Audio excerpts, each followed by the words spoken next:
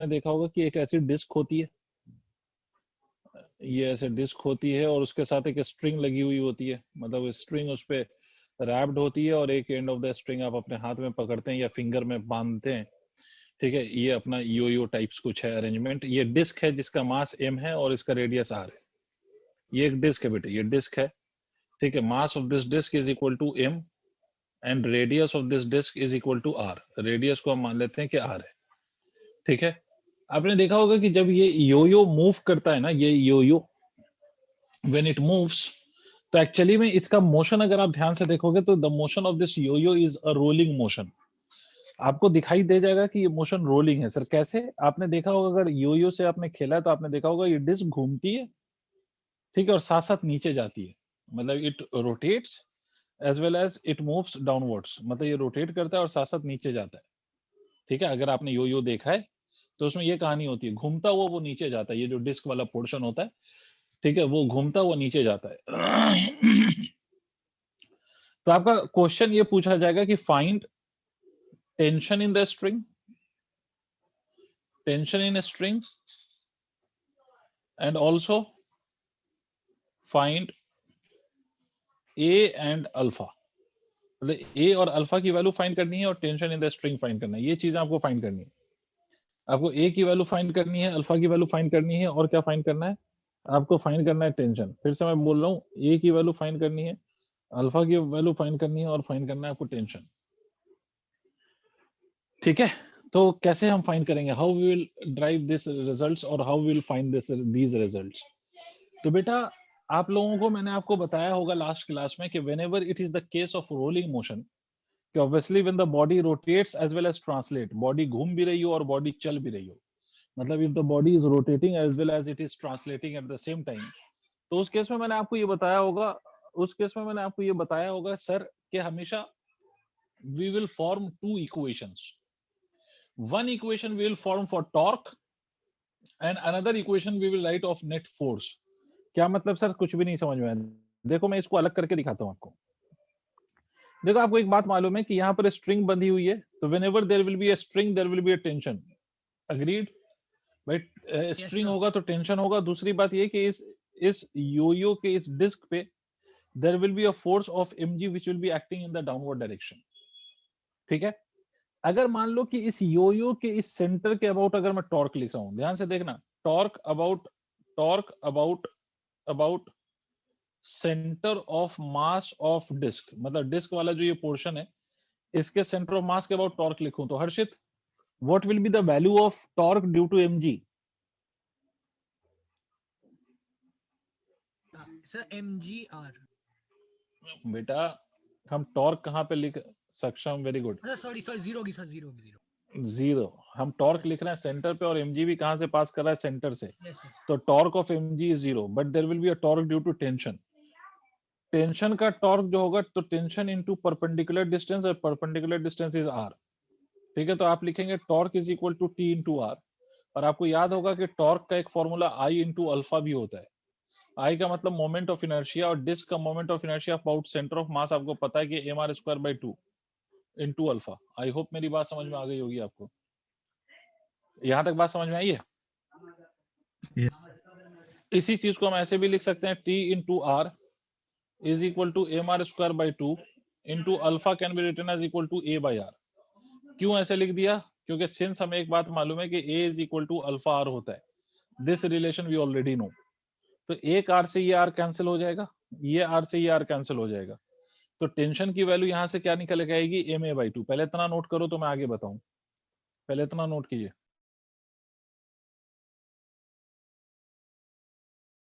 Sir वो torque into वो tension into radius कैसा है, एक बार फिर से बता दो। टेंशन इज द फोर्स, और टेंशन के कारण हम टॉर्क निकाल, टेंशन का हम टॉर्क लिख रहे हैं, तो torque is equal to force into its perpendicular distance from axis of rotation.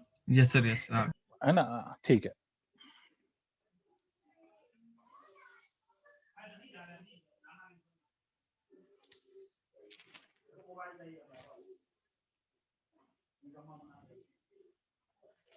Done sir. ठीक है। अब देखिए इस वाले पोर्शन में, देखिए अब यहाँ पर टेंशन की वैल्यू अगर मैं यहाँ से लिखूं, देखिए बेटे, यहां से मैं कह सकता हूं tension will be written as equal to M A divided by 2. This is my one equation that we have got for tension, but ये आंसर नहीं है. आप टेंशन का आंसर एम ए बाई 2 नहीं लिख सकते ना. पॉइंट क्या है सर? पॉइंट ये है कि आप टेंशन का आंसर एम ए बाई 2 इसलिए नहीं लिख सकते because you don't know the value of A की वैल्यू आपको नहीं पता, तो टेंशन की वैल्यू अननोन के टर्म्स में तो नहीं लिख सकते. इसका Yes. मतलब आपको ए फाइंड करना पड़ेगा. अब ए कैसे फाइंड करेंगे? तो अभी तो हमने टॉर्क की इक्वेशन लिखा था, and from this equation we have got the relation T is equal to M a by 2. अब यहीं पर अब यहीं पर आप एक बात बताओ, डिस्क इज ओनली रोटेटिंग और ये ट्रांसलेट भी कर रहा है या सिर्फ रोटेट कर रहा है? Is translate it only translate भी कर रहा है. अब ट्रांसलेशन के लिए हम इक्वेशन लिखते हैं. ट्रांसलेशन का इक्वेशन मतलब फोर्स की इक्वेशन. अब अगर हम डिस्क पे फोर्सेस देखें तो there is one force which is mg which is acting in the downward direction, the another force is t which is acting in the upward direction. तो हम एक ऐसे भी लिख सकते हैं mg minus of t is equal to m into a, because आपने acceleration माना है a. तो यहां से आप ये भी लिख सकते हो कि t, यहां से ये वैल्यू, तो t की वैल्यू आप यहां पे सब्स्टिट्यूट कर दो यहां पर, तो आप इसको ऐसे भी लिख सकते हो mg minus of ma divided by 2 is equal to ma. तो mg इज इक्वल टू कितना लिख सकते हैं आप? ma बाई 2 को उधर ले जाएं तो ऐड हो जाएगा, तो this will be equal to 3ma by 2. तो m से m कैंसिल, तो a is equal to 2g by 3. यह आ जाएगा आपका a की value. Once you have got the value of a, you can write the value of tension. Tension की value आप लिखेंगे m by 2 multiplied by 2 by 3 multiplied by g, तो 2 and 2 cancels out, तो ये हो जाएगा mg by 3. This will be the value of tension and that was the value of acceleration. देखो rolling motion के केस में, because there are two types of motion involved, rotation भी है और ट्रांसलेशन भी है. तो if you are taking the case of rolling motion, तो आपको दो इक्वेशन फॉर्म करनी पड़ेगी. One equation will be there for rotation and another equation will be there for translation. Okay, sir.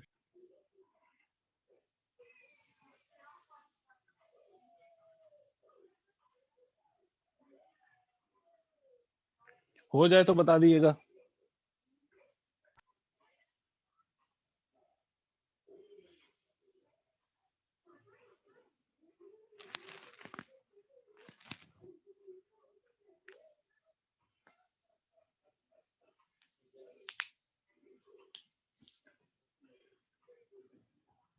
Very good सक्षम, आगे बढ़ते हैं.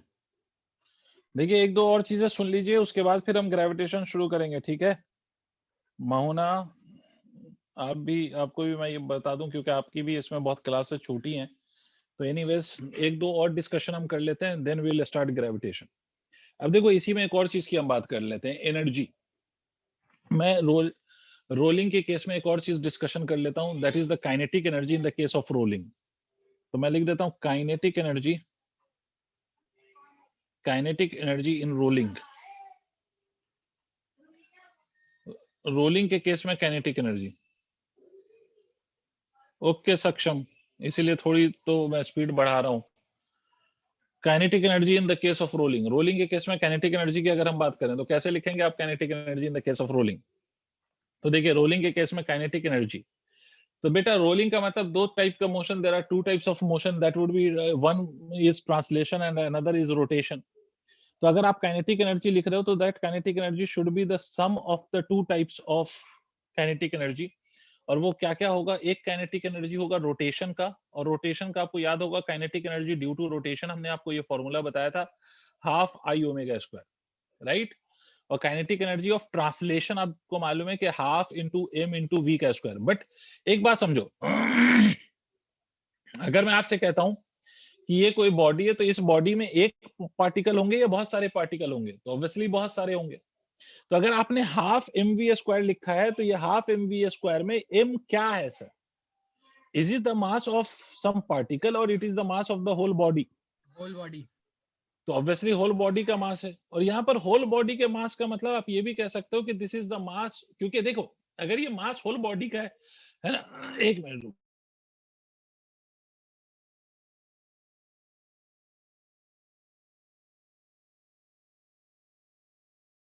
अगर ये होल बॉडी का मास है तो whole body is going with a velocity with the same velocity and that velocity would be same as the velocity of centre of mass. इसका मतलब ट्रांसलेशनल काइनेटिक एनर्जी लिखने के लिए आप पूरे बॉडी को रिप्लेस कर सकते हो by its mass at its centre of mass, और इसकी वेलोसिटी आप लिख सकते हो exactly equal to velocity of centre of mass. मतलब रोलिंग के केस में जब आप रोटेशनल काइनेटिक एनर्जी लिखेंगे तो रोटेशनल काइनेटिक एनर्जी आप लिखेंगे हाफ आई ओमेगा स्क्वायर, और जब आप ट्रांसलेशनल काइनेटिक एनर्जी लिखेंगे तो ट्रांसलेशनल काइनेटिक एनर्जी में आप क्या लिख देंगे, तो ट्रांसलेशनल काइनेटिक एनर्जी में लिखेंगे half into mass into velocity का स्क्वायर। ठीक है, half into mass into velocity का स्क्वायर। तो आपकी जो नेट काइनेटिक एनर्जी आएगी that is the net kinetic energy, that will be the sum of both the kinetic energy, और इसको आप ऐसे लिखते हैं रोलिंग के केस में half I omega square plus of half into total mass of the body multiplied by velocity of center of mass का square. This is how you write the net energy in the case of rolling motion. Rolling motion के case में net जो kinetic energy लिखी जाएगी वो ऐसे लिखी जाएगी। इसको नोट करिए तो आगे बात करता हूँ।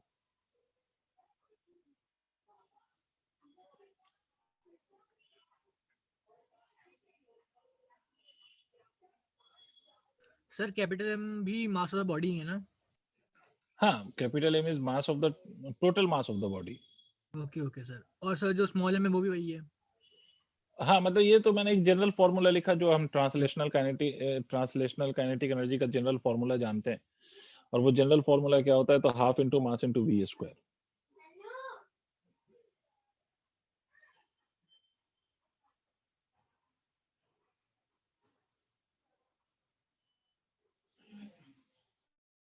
ठीक है, अब देखो जैसे आपसे ये बोला जाए, मैं आपको बताता हूँ। समझा दीजिए सर, आपने वो VCOM से रिप्लेस क्यों किया? ये तो देखो, ये तो एक जनरल फॉर्मूला है ना, ये तो एक general formula for a particle. मतलब अगर एक कोई पार्टिकल है and that is going with a velocity of v और उसका मास m है, तो इसकी काइनेटिक एनर्जी आप लिखते हैं हाफ mv स्क्वायर। बट अगर मान लो we have more than one particle, ठीक है, अगर हमारे पास एक से ज्यादा पार्टिकल है तो उस केस में हम कैसे लिखेंगे, समझ रहे हैं आप? जी सर। तो उस केस में लिखने का तरीका यह है कि आप पूरे पार्टिकल्स को या पूरे सिस्टम ऑफ पार्टिकल्स को आप रिप्लेस कर दीजिए किससे, तो आप रिप्लेस कर दीजिए बाय इट्स सेंटर ऑफ मास। ठीक है, जी सर। और वेलोसिटी किसकी ले लीजिए आप, वेलोसिटी भी आप ले लीजिए ऑफ सेंटर ऑफ मास। नहीं समझे? ठीक है, क्योंकि अगर एक से ज्यादा पार्टिकल है बेटे तो हो सकता है कि सारे पार्टिकल सेम वेलोसिटी से चल रहे हो, या ये भी हो सकता है कि पार्टिकल्स डिफरेंट पार्टिकल की डिफरेंट वेलोसिटी हो। ठीक है, तो उस केस में फिर हम काइनेटिक एनर्जी क्या सारे पार्टिकल का लिखते फिरेंगे? नहीं करेंगे हम ऐसा। हम सिंपली पूरे सिस्टम को रिप्लेस कर देंगे bye it's centre of mass, और वेलोसिटी किसकी ले लेंगे, वेलोसिटी ऑफ सेंटर ऑफ मास को हम कंसीडर कर लेंगे। ठीक है, तो इसलिए मैंने ऐसे लिख दिया कि in the case of rolling this is the net kinetic energy in the case of rolling. वैसे ये बातें सेम है, जो ऊपर लिखा है वही नीचे लिखा है। ये जनरल लिखा है टर्म मैंने, और इसको मैंने स्पेशल टर्म दे दिया। क्लियर? बढ़ूं आगे? यस। ठीक है, तो जैसे आपको देखो एक छोटा सा क्वेश्चन मैं आपसे कहता हूं कि मान लीजिए कि सर ये आपसे कहा जा रहा है ये डिस्क है, ये मान लीजिए ये डिस्क है, it's a disc of mass 2 kilogram and radius is equal to 4 metre. ये मान लो ऐसा कोई डिस्क है जिसका मास 2 किलोग्राम है एंड रेडियस 4 मीटर है। ये disc is rotating with some omega and it is translating with some v. Omega की वैल्यू आपको गिवन है 2 रेडियन पर सेकंड, और v की वैल्यू है 4 मीटर पर सेकंड। ठीक है, आपसे बोला गया कि what would be the kinetic energy of this disc. Can you write this kinetic energy? Yes sir. ये लिख दो कि भाई सिंपली आपसे काइनेटिक एनर्जी बोला जा रहा है, तो काइनेटिक एनर्जी का तो बेसिक मतलब यही हो गया कि टोटल एनर्जी, और टोटल एनर्जी का मतलब total kinetic energy due to translation and the kinetic energy due to rotation, उन दोनों का आपको सम लिखना है। इसका मतलब सर बेसिक सी बात है, बेसिक सा नॉलेज है कि भाई अगर आप यहाँ पर काइनेटिक एनर्जी लिखेंगे तो यही तो लिखेंगे आप, half into I into omega square plus half into total mass multiplied by the velocity of centre of mass का स्क्वायर या वेलोसिटी ऑफ द बॉडी का square. Half into I, I मतलब because it is a disc, disc का moment of inertia axis के about होता है mr²/2। अब ये फॉर्मूला अपने को याद होना चाहिए। तो m की वैल्यू कितनी है, इसकी m की वैल्यू है 2, r की वैल्यू कितनी हो गई, r मतलब 16, r का square basically divided by 2 into omega square, और ओमेगा कितना गिवन है 2, तो फिर से 2 का स्क्वायर। Okay Harshit, I will check that answer. Half into again mass, mass of the body is 2 into v, v की वैल्यू कितनी है, v की वैल्यू है 4 का स्क्वायर, तो 2 से 2 कैंसिल हो गया। ठीक है, ये 2 2 is 4, तो इससे ये वाला कैंसिल हो जाएगा, तो ये हो जाएगा 32 plus of 16 is equal to कितना हो गया, it will be equal to 48 joules. This is your kinetic energy in this case. Clear है जानवी जी? Yes sir. ठीक है, we can write the kinetic energies. एक क्वेश्चन में एनसीईआरटी का सॉल्व्ड एग्जांपल है based on the conservation of energy, वो मैं करवाना चाहता हूँ because it is given in the NCERT and it is a solved example of NCERT। तो एक वो क्वेश्चन कर लो, उसके बाद फिर हम नेक्स्ट चैप्टर ग्रेविटेशन स्टार्ट करते हैं। इसको मैं इरेज कर रहा हूँ। यस अब देखिए एक क्वेश्चन एनसीईआरटी में गिवन है, मिलके अपन सॉल्व करते हैं। सॉल्व्ड एग्जांपल है एनसीईआरटी का, बट ठीक क्वेश्चन है, अच्छा क्वेश्चन। सर आपसे ये बोला गया कि यहाँ से ये angle of inclination theta, it's a inclined plane. यहां से हमने 3 बॉडी को इंडिविजुअली रोल किया है डाउन द इंक्लाइन। हमने 3 बॉडी को इंडिविजुअली रोल किया है down the incline. 3 different bodies is being rolled down the incline. ठीक है, और वो बॉडी क्या क्या है, तो वो बॉडी मान लीजिए रिंग, डिस्क एंड एक और कौन सी बॉडी ले लें, एंड अ हॉलो स्फीयर ले लेते हैं, is made to roll on inclined plane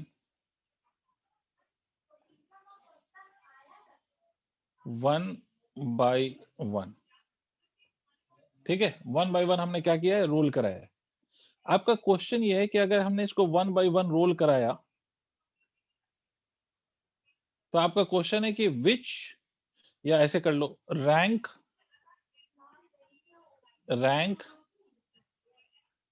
the velocities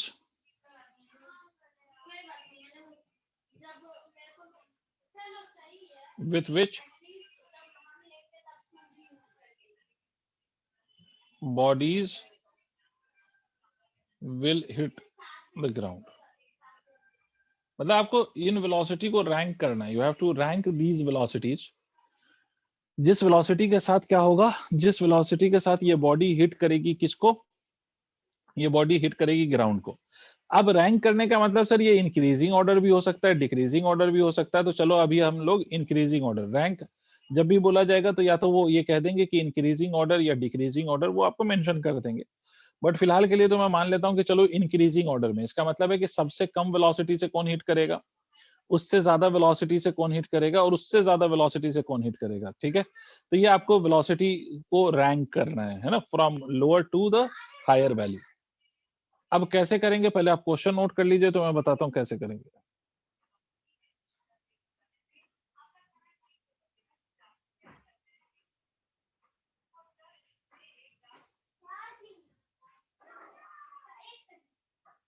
ठीक है, मेरी बात सुनिए। अब इसको हमें रैंक करना है, तो अब देखो इस पूरे प्रोसेस को समझो। सर यहां से आपने रोल किया, तो एक बात हमेशा याद रखिए, अच्छा ये वाली हाइट h है, ये भी क्वेश्चन का पार्ट है, ये भी हाइट h है, ये गिवन। अब पहली बात तो एक बात समझिए कि यहां से आपने रोल किया है, इसका मतलब है कि initial angular velocity at this point is equal to 0, because you made the body to roll from this point. The body has been rolled from rest. ठीक है, रोल किया है आपने रेस्ट से, तो इनिशियल वेलोसिटी को आप 0 मान सकते हैं। अब एक बात समझिए, इस पूरे प्रोसेस में हर्षित, इस पूरे प्रोसेस में can we conserve energy? Yes sir. तो अगर इस पूरे प्रोसेस में हम एनर्जी कंजर्व करें, तो इस हाईएस्ट पॉइंट पे अगर आप ध्यान से देखो, तो ये हाईएस्ट पॉइंट पे मैं ये कह सकता हूं कि when the particle is here it's initial angular velocity is 0। इसका मतलब है कि इस पॉइंट पे इसकी काइनेटिक एनर्जी 0 है। तो eight this point it is only having its gravitational potential energy. जब यही बॉडी यहां पर पहुंचेगी, यही बॉडी यहां पर पहुंचेगी, तो इसकी जो काइनेटिक एनर्जी है वो होगी क्योंकि ओमेगा यहाँ पर कुछ आ जाएगा, that will not be equal to 0, it will be non zero, but इसकी हाइट क्या हो जाएगी, तो हाइट विल बिकम 0।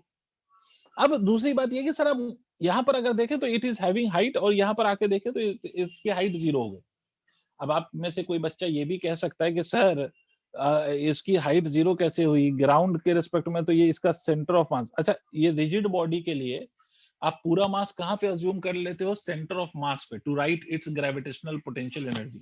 मेरी बात ध्यान से सुनो, ये पहले पढ़ाया गया वर्क एनर्जी में, अब मैं फिर से रिपीट कर देता हूँ कि अगर आपके पास ये रॉड है, तो इस रॉड का अगर मुझे ग्रेविटेशनल पोटेंशियल एनर्जी निकालना है, तो मैं पूरा रॉड का मास पूरा कहाँ पे मान सकता हूँ, उसके सेंटर ऑफ मास पे, और सेंटर ऑफ मास इसकी कितनी हाइट पे होगी, L/2 पे, तो इसकी पोटेंशियल एनर्जी को मैं लिख सकता हूँ m into g into height की जगह L/2। तो सिमिलरली अगर ये सर्कुलर बॉडी है तो इसका सेंटर ऑफ मास इसके ज्योमेट्रिकल सेंटर पे है, तो ज्योमेट्रिकल सेंटर की कुछ तो हाइट है ना सर, बट इस केस में मैं ये assumption लेके चल रहा हूँ कि h is greater than that of the radius of the body. Height की जो वैल्यू है वो रेडियस ऑफ द बॉडी से बहुत ज्यादा है, तो हाइट के कंपैरिजन में आप रेडियस को नेग्लेक्ट करेंगे। Yes sir.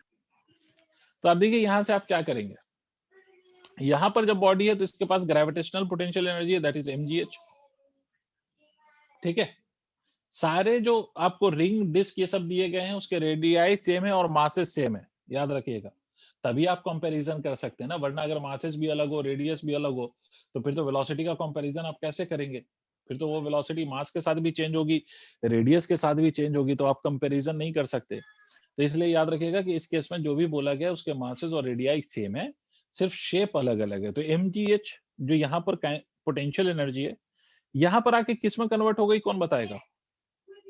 Half I omega half I omega square plus of half m v का स्क्वायर। समझे Harshit? Because it is rolling down the incline, right? तो जब ये हिट करेगा तो ये एंगुलर वेलोसिटी भी होगी और इसमें लीनियर वेलोसिटी भी होगी, which will be non zero. तो एम नहीं, अभी नहीं कटा, ठीक है। तो यहां से हमें क्या निकालना है, v। तो एक बात बताओ, हमें एक बात मालूम है कि v can be written as equal to omega, ये भी हमें पता है, जैसे a is equal to alpha into r. Yes.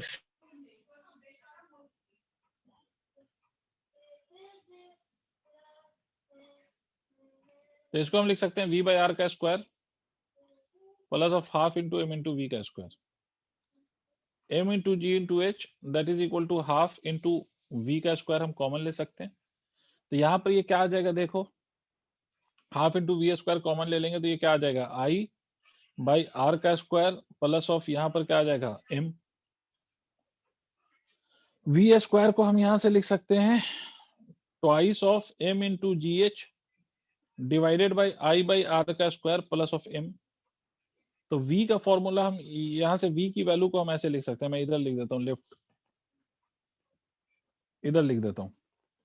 तो यहाँ से v की वैल्यू को आप क्या लिख सकते हैं, under root of twice of m g h divided by I by are square plus of m।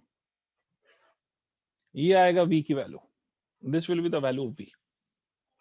ठीक है, अब ये v में मैं बताऊंगा कि इसमें करना क्या है। ये तो आ गया जनरल फॉर्मूला फॉर v। किसी भी बॉडी को अगर आपने ऊपर से रोल किया है and when it will hit the ground, so the velocity with which it will hit the ground, that velocity will be given by this formula, where I is the moment of inertia of that body, ठीक है, h is the height from which the body is being dropped।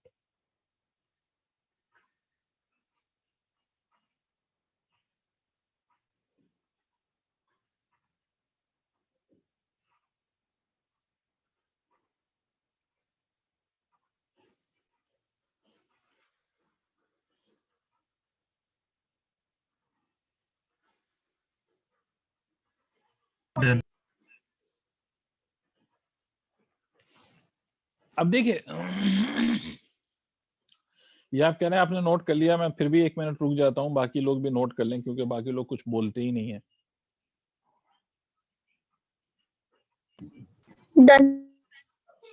Done sir, okay sir. तो अगर मैं इसको finally अब देखो इस case में आप फाइनली क्या कर सकते हो, आपको मालूम है कि एक जनरल फॉर्मूला v पता चल गया, तो अब different bodies and different body का मोमेंट ऑफ इनर्शिया अलग अलग है।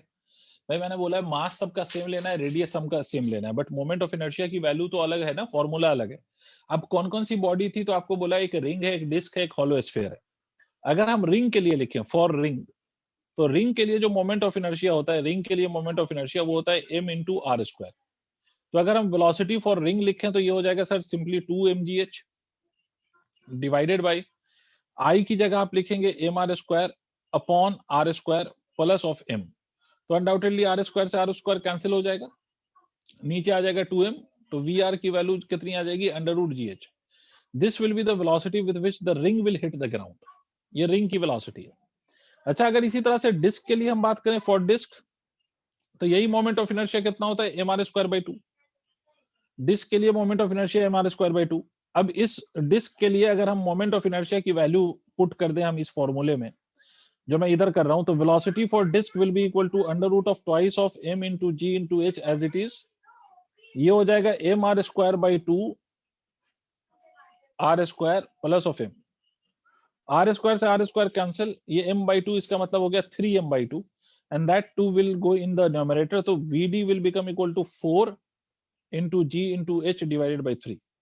देख लो, ये सॉल्व करने पे यही आएगा। This will be the velocity of disc. आपको डिस्क की वेलोसिटी पता चल गई, रिंग की वेलोसिटी पता चल गई, एक और वेलोसिटी है जो मैं अभी बताऊंगा, पहले इतना नोट करो सर।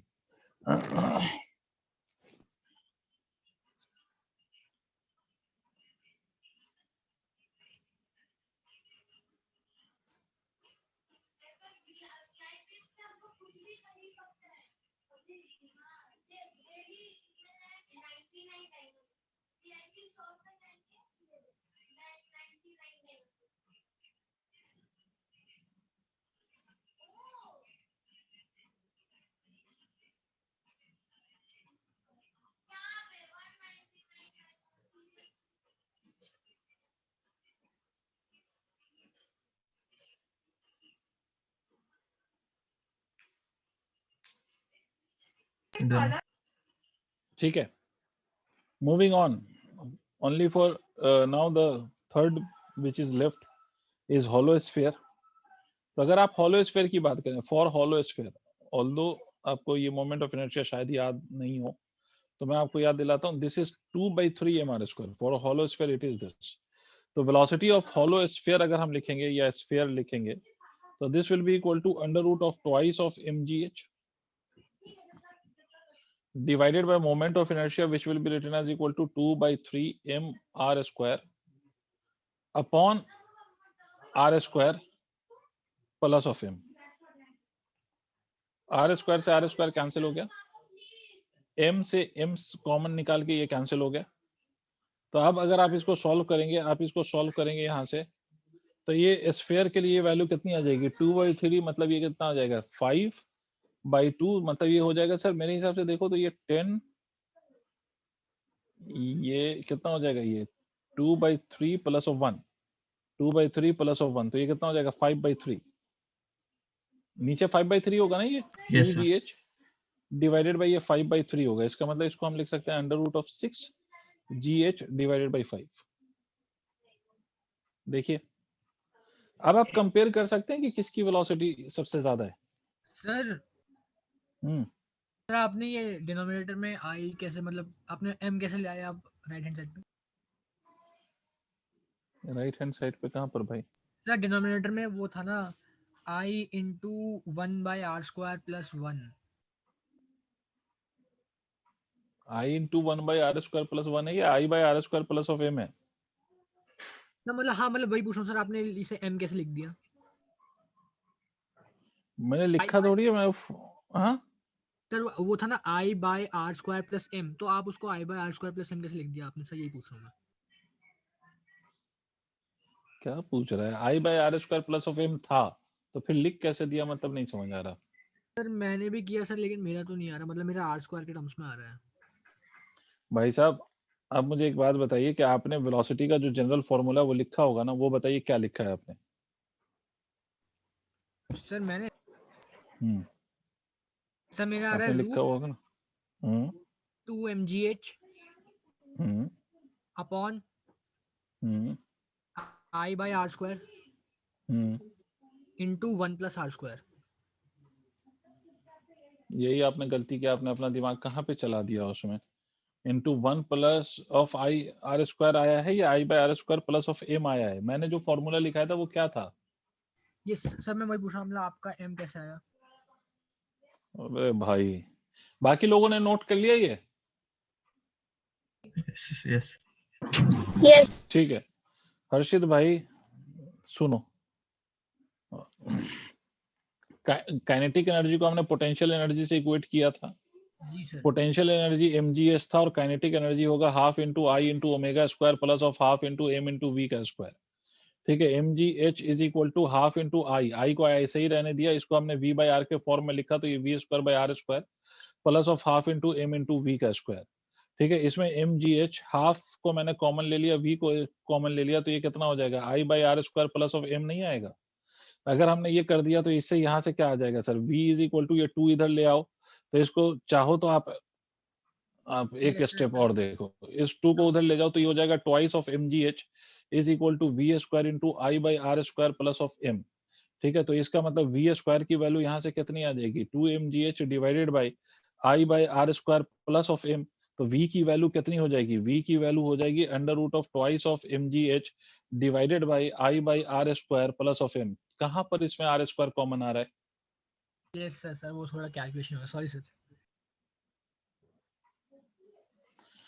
तो इसीलिए आर स्क्वायर हर जगह कैंसिल हो जाएगा, तो आपको 3 वेलोसिटी दिखाई दे गई, रिंग की दिख गई, आपको रिंग की वेलोसिटी दिखाई दे गई, डिस्क का मैंने आपको फाइंड करवा दिया, और हॉलोस्फीयर था, हॉलोस्फीयर का भी आपने फाइंड कर लिया। अब अगर आप इन तीनों को कंपेयर करेंगे तो आपको खुद ही समझ में आएगा कि किसकी ज्यादा और किसकी कम है। तो बताइए किसकी सबसे ज्यादा आ रही है?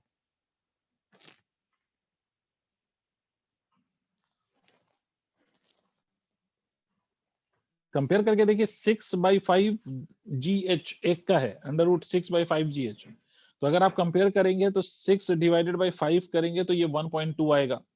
एक का है 4/3, तो ये आएगा 1.33।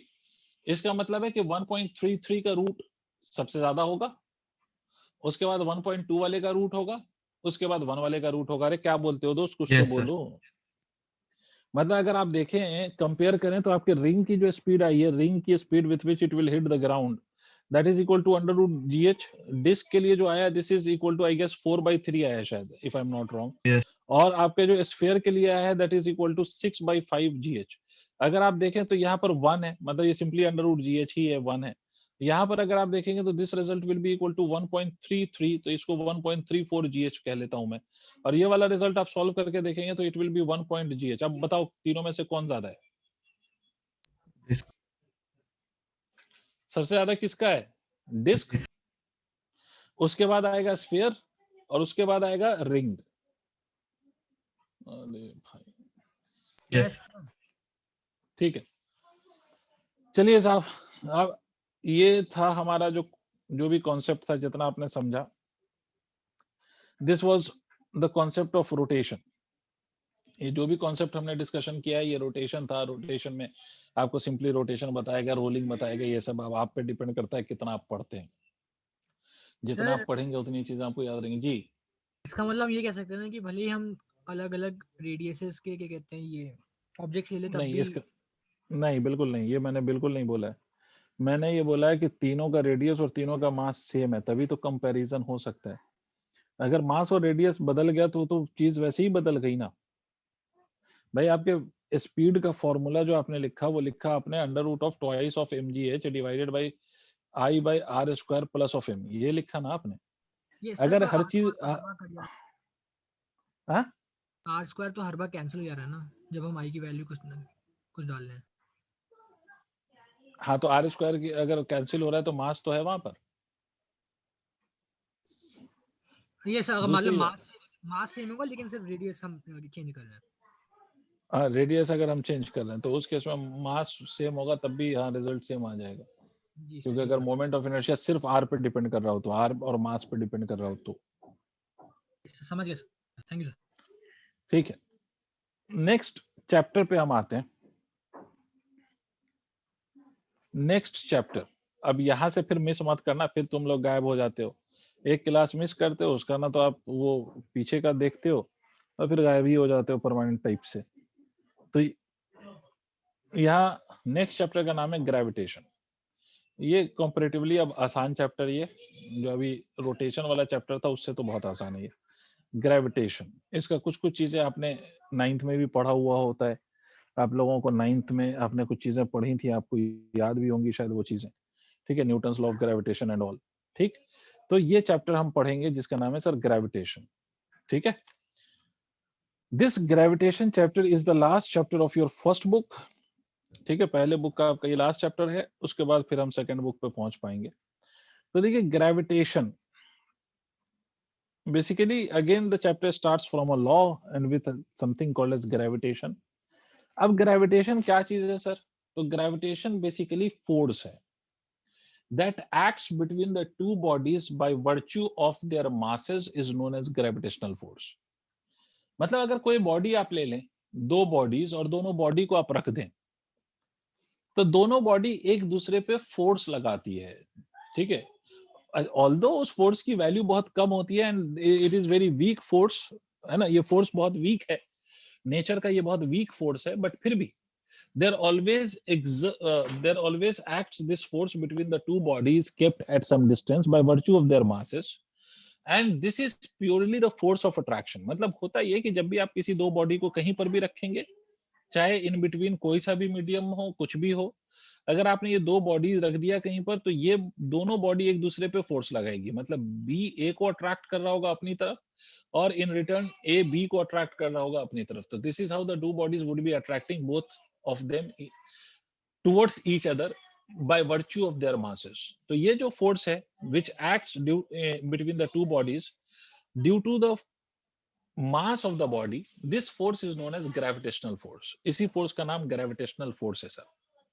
और gravitational force में एक बात याद रखिएगा कि gravitational force is can only be attractive in nature, it can never be repulsive। तो gravitational force attractive है और ये weakest force है नेचर का। मतलब नेचर में जो फोर्सेस एग्जिस्ट करते हैं, अगर उसमें देखें हम, जनरली हम तीन फोर्स को कंपेयर करते हैं, जैसे न्यूक्लियर फोर्स, इलेक्ट्रोस्टैटिक फोर्स और ग्रेविटेशनल फोर्स। तो gravitational force is a weakest force. इसीलिए आप दो बॉडी के बीच में फोर्स लग रहा होता है, बट फिर भी आप ये ऑब्जर्व नहीं करते कि दोनों बॉडी खुद से मूव कर रही हो। भाई हर वक्त gravitational force is always acting between the two bodies, but ऐसा तो नहीं है कि हर बॉडी एक दूसरे फोर्स के कारण दो बॉडीज मूव करती हुई दिखाई दे रही हो, ऐसा तो नहीं दिखाई देता है आपको। इनफैक्ट आप एक बात सोचें कि अर्थ जो किसी भी बॉडी पे ग्रेविटेशनल फोर्स लगाता है, अर्थ भी लगाता है, बिकॉज अर्थ में भी मास है, अर्थ है, और उसके ऊपर आप किसी बॉडी को रिलीज कर दो तो अर्थ इसको अपनी तरफ अट्रैक्ट करेगा। तो इतना बड़ा अर्थ जिसका इतना ज्यादा मास है, वो भी कितना एक्सेलरेशन प्रोड्यूस कर पाता है किसी भी बॉडी में while attracting it towards its centre? तो वो प्रोड्यूस कर पाता है एक्सेलरेशन ऑफ 10 मीटर पर सेकेंड स्क्वायर ओनली। तुम एक बात सोचो, अगर ये 10 मीटर पर सेकेंड स्क्वायर है एक्सेलरेशन, और वो किसके कारण लग रहा है? अर्थ के कारण। तो अगर मैं इस पर फोर्स निकालूं तो force can be written as mass into acceleration. इसका मतलब ये है कि अगर मैं मान लो कि बॉडी का मास 2 किलो है, मान लो कि मास of the body is 2 kilogram, तो अर्थ इसको अट्रैक्ट करेगा 10 मीटर पर सेकेंड स्क्वायर से, तो F is equal to 10 multiplied by 2 that is equal to 20 newton. मतलब इतना बड़ा अर्थ भी जो फोर्स एग्जर्ट कर पा रहा है उस बॉडी पर, वो कितना है? 2 किलोग्राम की बॉडी पर 20 न्यूटन ओनली। ठीक है, तो इसका मतलब अल्टीमेटली ये जो फोर्स है, ये फोर्स का मैग्नीट्यूड बहुत छोटा होता है, इसलिए ये हमें प्रैक्टिकली दो बॉडी इस force, due to this force attract होती हुई दिखाई नहीं देती है। ठीक है, बिकॉज इसका फोर्स का मैग्नीट्यूड बहुत कम है, less than the inertia of the body, but yes it always acts between the two bodies. तो अब अगर आपसे कोई पूछ ले कि व्हाट इज ग्रेविटेशनल फोर्स, तो सिंपल सा कॉन्सेप्ट है, ग्रेविटेशनल फोर्स का मतलब है the force that acts between the two bodies by virtue of their masses. ठीक है, that is basically called as gravitational force. Sir gravitational force और gravity का क्या डिफरेंस है? तो ये याद रख सकते हो कि ग्रेविटेशनल फोर्स का मतलब कोई भी दो बॉडी, उसके बीच का force will be simply called as gravitational force. और अगर out of the two bodies one is earth, अगर दो बॉडी में से एक बॉडी अर्थ हो, अर्थ, तो उस केस में जो हमारा फोर्स होगा that would be called as force of gravity. फिर वो उस ग्रेविटेशनल फोर्स को हम ग्रेविटी कहते हैं। ठीक है, अगर out of the two bodies one is earth, तो उसको हम क्या नाम देते हैं? उसको हम नाम देते हैं ग्रेविटी का। ठीक है, उसको हम ग्रेविटी कह लेते हैं। तो एनीवेज ग्रेविटेशनल फोर्स आपको समझ में आता है। आता है ना भाई? Yes yes sir. ठीक, ये लिखवाना तो नहीं है, ये आपको पता है ग्रेविटेशनल फोर्स, ये लिखवाऊं?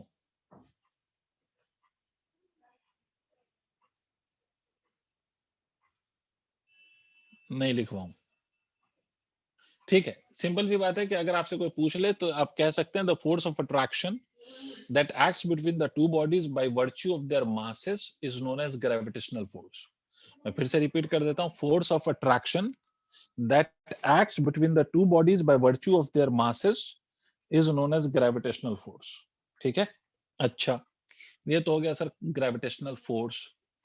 अब सर ये जो फोर्स है which acts between the two bodies, इस फोर्स की कुछ वैल्यू भी तो होगी। मतलब कि अगर दो बॉडी एक दूसरे को अट्रैक्ट कर रही है तो they will be exerting some force on one another, so this force will have some magnitude. तो उसकी मैग्नीट्यूड क्या होगी इस फोर्स की? तो the magnitude of this force, or how to calculate the magnitude of the force, this is given by Newton's law, and this is known as Newton's law of gravitation. इससे पहले भी हमने Newton's law पढ़ा है, but that was the Newton's law of motion, जिसमें Newton के 3 law पे काम हो रहा था। यहाँ पर ये जो लॉ है that will be called as Newton's law of gravitation. अब देखो एक बात याद रखो कि basically we are talking about the force, और फोर्स वेक्टर क्वांटिटी है। फोर्स वेक्टर क्वांटिटी है, मतलब उसमें मैग्नीट्यूड भी होता है और डायरेक्शन भी होती है, बट अभी हम सिर्फ मैग्नीट्यूड की बात करेंगे। अभी न्यूटन्स लॉ ऑफ ग्रेविटेशन, अभी हम बिकॉज सिर्फ मैग्नीट्यूड की बात करेंगे, इसलिए आप इसको ये भी कह सकते हो कि this is the scalar form of Newton's law. अभी हम सिर्फ मैग्नीट्यूड ऑफ फोर्स की बात करेंगे, या फिर हम ये कह सकते हैं कि we will be only finding the magnitude of the force.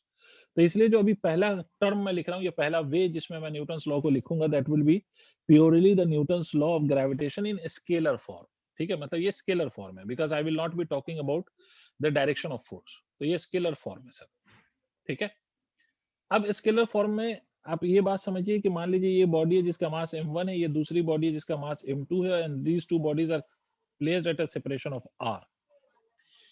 एक बात और याद रखो कि न्यूटन्स लॉ ऑफ ग्रेविटेशन जो हम अभी अप्लाई कर रहे हैं, और इसमें जो दो बॉडी हमने लिया है, these two bodies can be treated as a particle.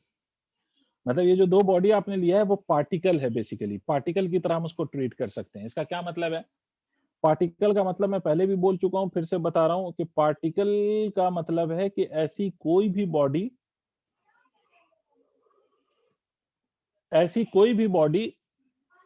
जिसका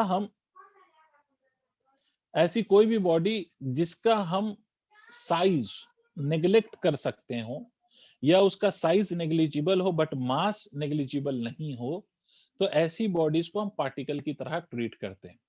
तो यहां पर ये जो दो बॉडीज हैं, we will be treating these two bodies as two particles. Clear है? अच्छा सर, अगर ये फाइनाइट शेप की बॉडी हो जाए या फाइनाइट साइज की बॉडी हो जाए, जहां पर आप साइज को नेग्लेक्ट नहीं कर सकते हैं, तो वहां पर आप कैसे करेंगे सर? तो वहां पर हमें न्यूटन्स लॉ का इंटीग्रेशन वाला फॉर्म यूज करना पड़ता है। समझ रहे हो? उस केस में हमें इंटीग्रेशन में लगाना पड़ेगा। जैसे आपको कह दे कोई कि दो रॉड है और दो रॉड के बीच का फोर्स पता करो, अगर आपसे कोई कह दे कि you have to find the force between the two rods, तो फिर वहां पे क्या लगाना पड़ेगा? इंटीग्रेशन, जो हम आगे सीख लेंगे, एक आध में करा दूंगा, डोंट वरी।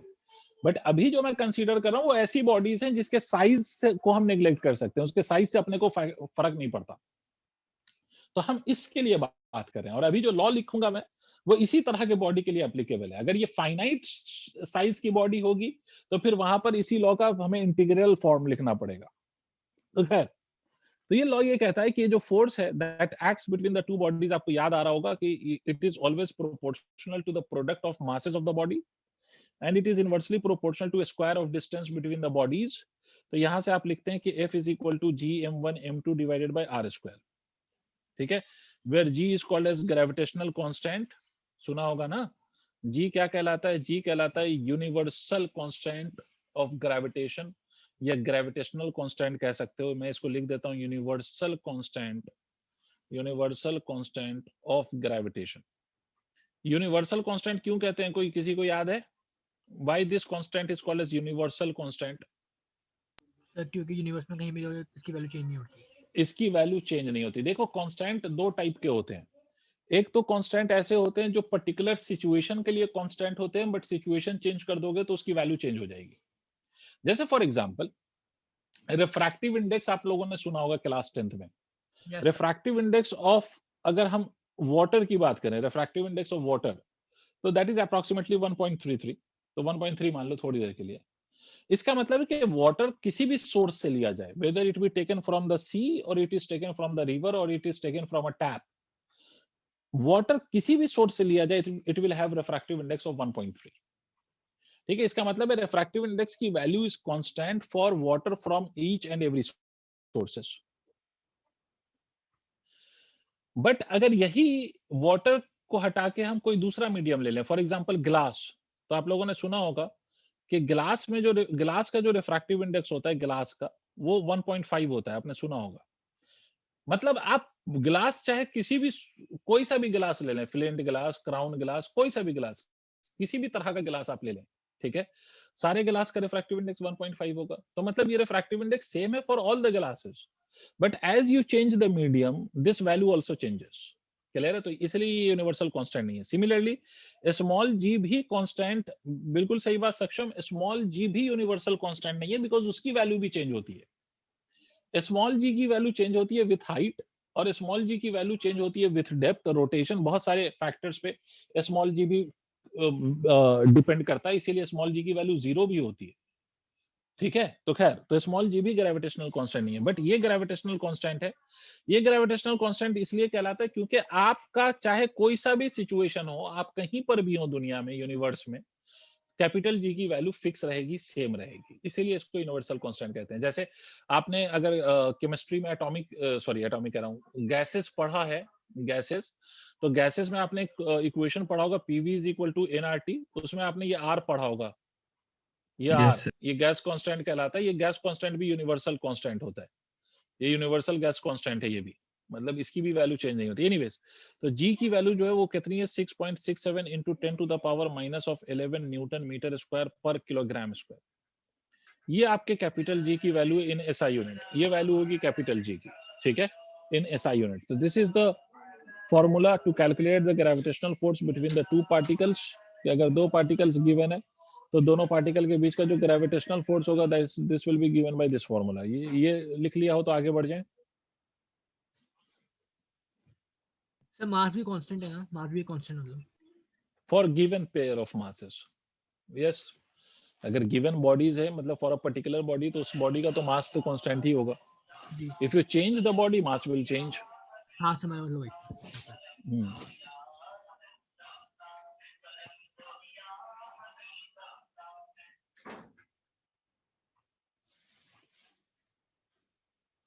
हो गया?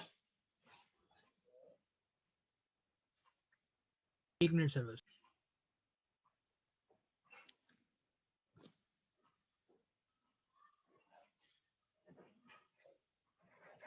Done. ठीक है, मेरी बात सुनिए, ये तो सर स्केलर फॉर्म है, और स्केलर फॉर्म में आपने लिख दिया कि F is equal to gm1 m2 divided by r square, this is the scalar form. इसी ग्रेविटेशनल या न्यूटन्स लॉ ऑफ ग्रेविटेशन का वेक्टर फॉर्म अगर लिखा जाए, वेक्टर फॉर्म, देखो बेसिकली अभी ये स्केलर फॉर्म में इसलिए कह रहे हैं क्योंकि मैं आपको बता चुका हूं कि हमने फोर्स पे डिस्कशन किया, but we didn't considered its direction, या हमने उसके डायरेक्शन के बारे में कुछ भी नहीं बोला। अब वेक्टर फॉर्म का मतलब ये होता है कि ये फोर्स के साथ साथ आप इस फोर्स की अगर डायरेक्शन भी स्पेसिफाई कर रहे हो, तो that form is called as vector form. देखो कोई बहुत ज्यादा कठिन चीज नहीं है, सिंपल सी बात याद रखना है कि फोर्स की डायरेक्शन भी साथ साथ आप बता दीजिए। इसको आप कैसे लिखेंगे तो मैं बता देता हूँ कैसे लिखना है। वेक्टर फॉर्म में अगर यही चीज लिखा जाए, न्यूटन्स के लॉ को हमें वेक्टर फॉर्म में लिखना हो, तो ये m1 ये m2। आप ऐसा समझें, m1 के रेस्पेक्ट में मुझे बता सकते हो कि m2 किस डायरेक्शन में दिखाई दे रहा है। अगर मान लो कि m1 के रेस्पेक्ट में m2 को देखूं मैं, लेफ्ट राइट m1 के रेस्पेक्ट में m2 मुझे राइट की तरफ नजर आ रहा है, तो इसको मैं कह सकता हूं this is the position of 2 with respect to 1। Did you understand what I have done? ये r21 का क्या मतलब हुआ है? इसका मतलब हुआ कि ये पोजीशन है किसकी, this is the position of 2, किसके रेस्पेक्ट में, 1 के रेस्पेक्ट में। तो इसी तरह से अगर मैं 2 के रेस्पेक्ट में 1 की पोजीशन बताऊं तो क्या होगा बेटे? लेफ्ट जाएगा। लेफ्ट जाएगा, बिल्कुल सही बात। मतलब इसको मैं कह सकता हूँ position of 1 with respect to 2।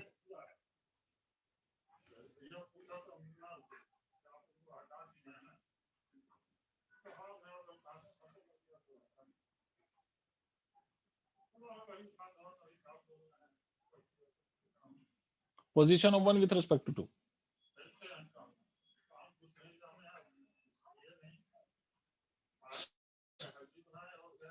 समझ आई बात?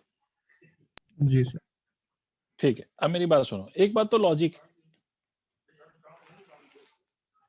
ये बात तो लॉजिकल है ना कि M1 के रिस्पेक्ट में M2 और M2 के रिस्पेक्ट में M1। अगर मैं इसको ध्यान से देखूं M1 के रिस्पेक्ट में M2 और M2 के रिस्पेक्ट में M1 की अगर मैं बात करूं, सर मुझे एक बात बताओ कि M1 के रिस्पेक्ट में M2 की डिस्टेंस और M2 के रिस्पेक्ट में M1 की डिस्टेंस ये इक्वल ही तो होगी। यस डायरेक्शन अपोजिट है बट है तो ये इक्वल ना बेटा। अगर इसको मैग्नीट्यूड वाइज अगर मैं बात करूं तो R21 का मैग्नीट्यूड और R12 का मैग्नीट्यूड है तो इक्वल ही।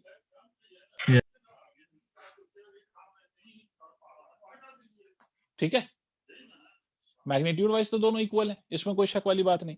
इसका मतलब मैं मैग्नीट्यूड वाइज चाहूं तो इसको ऐसे भी लिख सकता हूं। देखना बेटा ध्यान से कि इसको मैं R भी मान सकता हूं। कोई दिक्कत? अरे हर्षित बोल। No sir. इसमें तो कोई दिक्कत नहीं भाई। मैग्नीट्यूड वाइज भाई मैं आपसे कहूं कि M1 के रिस्पेक्ट में M2 10 मीटर पे है तो M2 के रिस्पेक्ट में भी तो M1 10 ही मीटर पे है। Yes sir. ठीक है, बट हाँ ये डायरेक्शन ऑपोजिट है। मतलब डायरेक्शन वाइज अगर लिखा जाए तो मैं ये कह सकता हूं कि R21 is equal and opposite to R12। मतलब वेक्टर फॉर्म में ये इक्वल एंड ऑपोजिट है ऐसे। ठीक है, मैग्नीट्यूड वाइज तो इक्वल है। तो आप देखो दूसरी बात सर, फोर्स देखते हैं। फोर्स ऑन M2 पे जो फोर्स लग रहा है, फोर्स ऑन M2, ये M2 को M1 क्या करेगा? अट्रैक्ट करेगा ना। तो इसको मैं कह सकता हूं फोर्स ऑन 2 ड्यू टू 1। और इसी तरह से मैं इसको कह सकता हूं, इसको मैं कह सकता हूं ऐसे,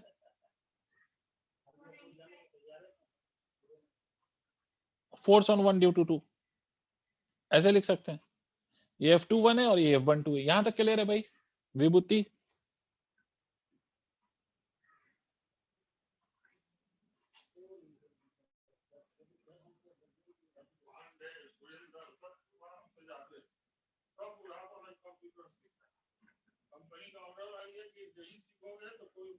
चलो F12 F21 बहुत बढ़िया सर, ठीक है, वेरी गुड। तो आप देखो दोनों फोर्सेस को हम लिखते हैं। अगर आप फोर्स का मैग्नीट्यूड लिखें, फोर्स ऑन 2 ड्यू टू 1, अगर सिर्फ इसका मैग्नीट्यूड लिखें तो मैग्नीट्यूड तो आप यही लिखेंगे ना, GM1 M2 divided by R का स्क्वायर। मैग्नीट्यूड तो आप यही लिखेंगे। F21 की जो डायरेक्शन है वो R12 की डायरेक्शन में है या नहीं है? देखो। Yes sir. ठीक है, R12 ऐसे लिख सकते हैं हम, R12 का वेक्टर। ठीक है, ऐसे लिखा जा सकता है। तो ये वेक्टर फॉर्म हो गया, है ना। इसी को हम ऐसे भी लिख सकते हैं। याद करो मैंने आपको एक चीज बताया था कि किसी भी मैग्नीट्यूड को अगर आपको वेक्टर फॉर्म में लिखना है, किसी भी मैग्नीट्यूड को अगर आपको वेक्टर फॉर्म में लिखना है, वेक्टर फॉर्म में, तो आप क्या करते हैं? आप उसको यूनिट वेक्टर से मल्टीप्लाई कर देते हैं। याद आ रहा है? यस। मतलब किसी भी वेक्टर को हम ऐसे लिख सकते हैं, magnitude multiplied by its unit vector. तो R12 के डायरेक्शन में जो यूनिट वेक्टर है उसको मैंने R12 कैप कह दिया। बोलना पड़ेगा सर, R12 की डायरेक्शन में जो यूनिट वेक्टर है उसको हमने क्या कह दिया? उसको हमने R12 का कैप कह दिया। बस इतनी सी बात कह दी। ठीक है, ये वेक्टर फॉर्म हो गया सर, ये वेक्टर फॉर्म हो गया। इसी को थोड़ा सा और मैं सर तो फिर से हाँ बोलो। रिपीट कर दो एक बार। तो R12 वेक्टर है ना, ये R12 वेक्टर। तो इस डायरेक्शन में यूनिट वेक्टर क्या होगा? तो यूनिट वेक्टर का नाम हमने R12 कैप कह लिया है। जी सर। ठीक है, इसी तरह से अगर मैं F12 लिखूं अगर, तो ये क्या लिखूंगा? मैग्नीट्यूड वाइज तो ये भी यही होगा, GM1 M2 divided by magnitude R12 या R21 सेम है, तो R का स्क्वायर। इस फोर्स की डायरेक्शन देखो किधर है, R21 की डायरेक्शन में। इसको हम R21 का कैप लिख दें तो कोई दिक्कत? No sir. ठीक है, ये आ गया। ये बस इतना सा वेक्टर फॉर्म है। इसी को थोड़ा सा और कुछ करें तो कैसे भी लिख सकते हैं। देखो यूनिट वेक्टर होता क्या है? Vector upon its magnitude. ऐसे भी लिख सकते हैं। Vector divided by its magnitude अगर हम मुझे लिखना हो तो इसको मैं ऐसे भी लिख सकता हूँ, F21 can be written as equal to GM1 M2 upon R square into R12 का वेक्टर अपॉन R12 का मैग्नीट्यूड। Yes sir. ऐसे भी लिखा जा सकता है भाई, ये फॉर्मूला अप्लाई करो। और R12 का मैग्नीट्यूड किसके बराबर है? R के बराबर है या नहीं? देखो R12 मैग्नीट्यूड, R21 मैग्नीट्यूड हमने R माना है। यस ठीक है, यस सर। तो यहां से अगर हम इसको ऐसे लिखें तो F21 GM1 R cube into R12 का वेक्टर, ऐसे भी लिख सकते हैं। Yes sir. इसको ऐसे भी लिख सकते हैं, कोई दिक्कत नहीं है। सब ये वेक्टर फॉर्म है, बस लिखने का तरीका है। एज सच कोई न्यूमेरिकल में इतना कोई खतरनाक कुछ यूज नहीं होना है। This is just the way of writing it in vector form. इसको हम चाहें तो ऐसे लिख सकते हैं, GM1 M2 divided by R square into R21 का वेक्टर अपॉन R21 का मैग्नीट्यूड, और मैग्नीट्यूड को हम R कह सकते हैं।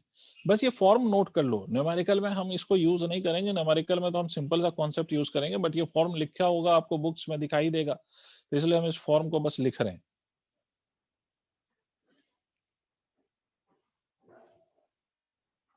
ये ऐसे लिख लो, ये सारा वेक्टर फॉर्म है।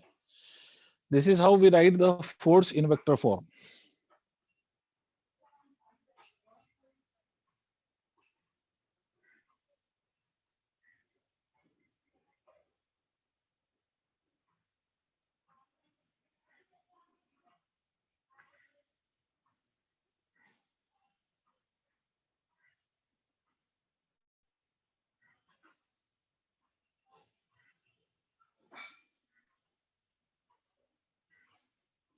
डन। हो गया? अब देखिए, अब मैं कुछ कुछ प्रॉपर्टीज बताऊं, उसके बाद फिर क्वेश्चन के फॉर्म पे आते हैं। अब देखिए, कुछ कुछ प्रॉपर्टीज समझिए। पहली बात तो आपको ये समझ में आ गई कि this is how the forces will be written. उसको वेक्टर फॉर्म में कैसे लिखा जाता है, उसे मतलब ये सब रटने की जरूरत नहीं है, सिंपल सी बात है कि वेक्टर फॉर्म का मतलब है कि we need to understand the direction, that's it. और आपको मालूम है डायरेक्शन हम कैसे समझेंगे, तो आपको मालूम है कि ये जो फोर्सेस है, gravitational force, it is the force of attraction. तो ऑन दैट बेसिस आपको डायरेक्शन पता होगी। ठीक है, दूसरी बात, कुछ पॉइंट और प्रॉपर्टीज आप याद रख सकते हैं, और क्या क्या पॉइंट और प्रॉपर्टीज है इस फोर्स की, इस बात को हम समझेंगे। और एक और चीज समझेंगे, सुपरपोजिशन प्रिंसिपल, उसके बाद अब चीजों को सॉल्व करेंगे। देखिए, इस फोर्स की प्रॉपर्टी समझते हैं। पहली प्रॉपर्टी ऑफ ग्रेविटेशनल फोर्स, हमेशा याद रखो कि दिस प्रॉपर्टी इज मतलब पहली प्रॉपर्टी ये है कि gravitational force is a central force.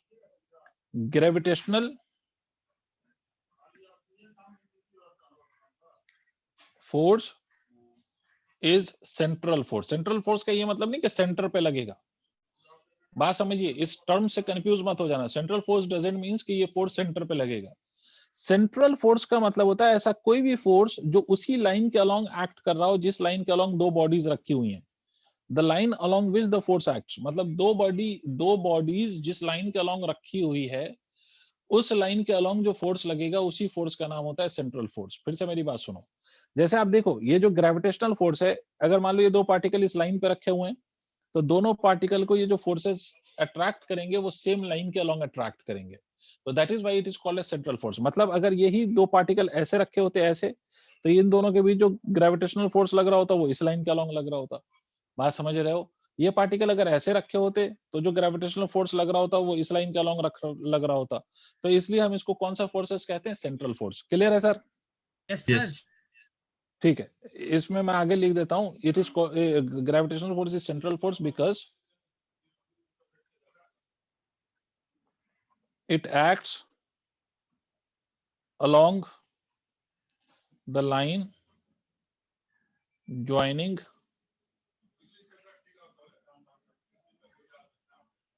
two particles. ठीक है, it acts along the line joining two particles. Point number second, gravitational force में दूसरा पॉइंट आप याद रखिएगा कि ये जो ग्रेविटेशनल फोर्स है, इस gravitational force between the two particles remains unaltered और unchanged due to the presence of any number of particles between them. पता नहीं क्या बोले, मान लो ये एक पार्टिकल है, ये दूसरा पार्टिकल है, ये m1 है और ये m2 है, इन दोनों के बीच का डिस्टेंस r है। पहले सुन लो मैं क्या कह रहा हूँ। तो इन दोनों के बीच का जो फोर्स होगा that will be written as gm1 m2 divided by r²। ठीक है, अब अगर आपने ये किया कि यही दोनों पार्टिकल m1 m2 दोनों के बीच का सेपरेशन अभी भी r, इसके इन बिटवीन आपने कोई तीसरा पार्टिकल रख दिया जिसका मास कैपिटल M है।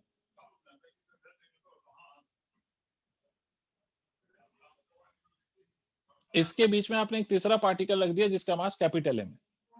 ठीक है, इसके बीच में आपने रख दिया, तो इसका मतलब क्या इस m1 और m2 के बीच का फोर्स चेंज हो जाएगा? बिल्कुल नहीं होगा।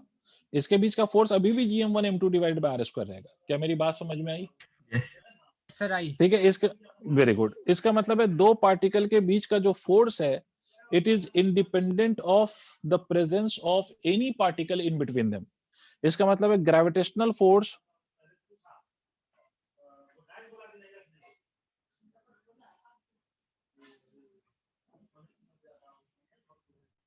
between two particles is independent of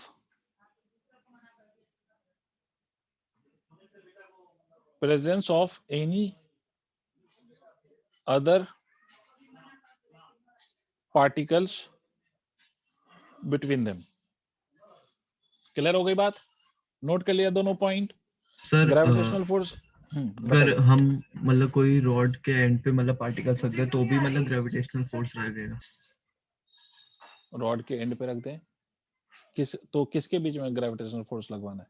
जैसे कि मतलब दो रॉड, मतलब ठीक है, रॉड एक रॉड और यहाँ पर पार्टिकल रख दिया, ये कहना चाह रहे हैं? और दूसरा पार्टिकल दूसरे एंड। और एक पार्टिकल यहाँ, यस। तब भी इन दोनों पार्टिकल के बीच में फोर्स लगेगा? बिल्कुल लगेगा। ओके। अब वो एक अलग बात है कि इस वाले पार्टिकल पे जो नेट फोर्स होगा वो एक रॉड का भी फोर्स होगा और एक इस पार्टिकल का भी, उसी पे बात करेंगे। बट इन दोनों का जो फोर्स है वो अभी भी उससे रॉड के प्रेजेंस से उसको कोई फर्क नहीं पड़ेगा। बस इतनी बात याद रखो कि दो पार्टिकल के बीच का जो ग्रेविटेशनल फोर्स है will remain independent of presence of any number of particles in between them. समझे आप? Yes sir. ठीक है,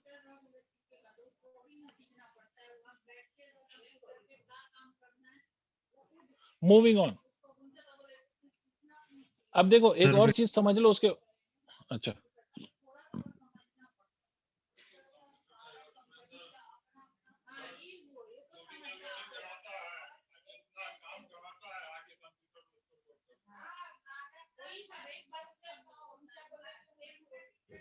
डन। ठीक है, मेरी बात एक बात और सुनिए। एक नेक्स्ट और एक और चीज पे चलते हैं, उसके बाद हम क्वेश्चन सॉल्व करना शुरू करेंगे। इसको हम कहते हैं सुपरपोजिशन प्रिंसिपल।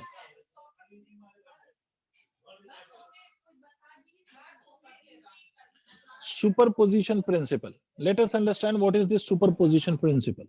सुपरपोजिशन प्रिंसिपल हम कहते हैं किसको, इस बात को समझिए।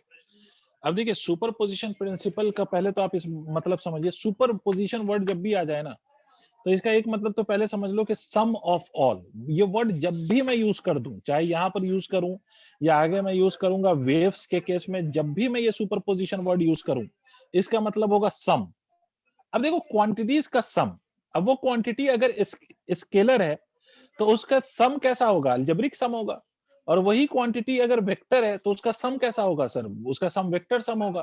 तो सुपरपोजिशन वर्ड जब भी बोला जाए इसका मतलब होता है सर, सुपरपोजिशन वर्ड का मतलब सम ऑफ ऑल। अब वो सम अलजेब्रिक सम हो सकता है या वो सम वेक्टर सम हो सकता है, डिपेंडिंग ऑन कि कैसी क्वांटिटी है आपकी। वो क्वांटिटी आपकी स्केलर है या वो क्वांटिटी वेक्टर है, डिपेंडिंग ऑन दैट फैक्ट ये जो सम हो सकता है वो स्केलर हो सकता है या अलजेब्रिक हो सकता है या वेक्टोरियल हो सकता है। क्लियर? अब एक बात समझो, सुन रहे हो ना सारे जानवी? यस। ठीक है, तो अब मेरी एक बात और समझिए सर। यहाँ पर सर अगर मैं आपसे कहूं कि यहाँ पर कुछ पार्टिकल्स हैं, let this particle be here, let the mass is m1। यहाँ पर कोई दूसरा पार्टिकल है, इसका मास m2 है। यहाँ पर तीसरा पार्टिकल है, इसका मास m3 एंड सो ऑन। बहुत सारे पार्टिकल रखे हुए हैं around a given particle, let its mass is capital M। अब अगर मैं आपसे पूछूं कि इस कैपिटल एम में कितने कितने पार्टिकल का फोर्स लग रहा होगा, how many forces would be acting on this capital M, तो ये तो बहुत ऑब्वियस है कि सर 3 पार्टिकल है इसके अराउंड, तो तीनों इस पे ग्रेविटेशनल फोर्स लगा रहे होंगे। m1 जो इस पे ग्रेविटेशनल फोर्स लगा रहा होगा, m1 would be exerting a gravitational force, m2 gravitational force ऐसे लगा रहा होगा, और m3 ग्रेविटेशनल फोर्स इस पे ऐसे लगा रहा होगा। ये तो लगा रहा होगा, तीनों पार्टिकल इस पे ग्रेविटेशनल फोर्स लगा रहे होंगे और तीनों पार्टिकल इसको अपनी तरफ अट्रैक्ट कर रहे होंगे। This will be the gravitational forces. Tell me yes or no. Yes sir. Yes sir.